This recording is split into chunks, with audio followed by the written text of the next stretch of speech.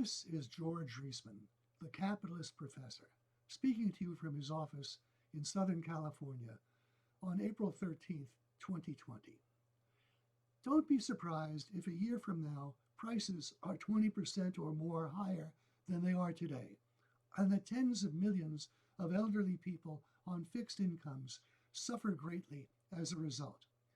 The recently enacted stimulus legislation, costing $6.2 trillion, can be paid for only by the printing of new and additional money in that amount, which will represent an increase in the M1 money supply to substantially more than double its present height. This amount of increase in the money supply is sufficient by itself to double or more than double prices and totally destroy the finances of the elderly, if not by next year, then over the next few years. With today's mentality of bottomless economic ignorance and reckless irresponsibility, the plight of the elderly will likely be met by still more stimulus in quotes.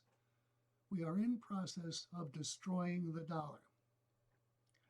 The long-run solution is to deprive the government of the power to create money, which can be accomplished by restoring the gold standard and requiring that the issuance of new and additional paper money be limited by the increase in the supply of gold. The immediate solution is to go back to work and end the seeming need for trillions of additional paper dollars, the consequences of which will be worse than any the coronavirus could produce. The lockdowns are in violation of the First Amendment's prohibition of laws violating the freedoms of religion and of assembly. They are also in violation of the Ninth Amendment's implicit recognition of the right to work. Organizing should be started on a million-man march on Washington to demand the end of lockdowns and the government's ability to create limitless quantities of paper money. Let all who are at risk from the coronavirus take precautions, but do not consider as a precaution the destruction of money and the economic system.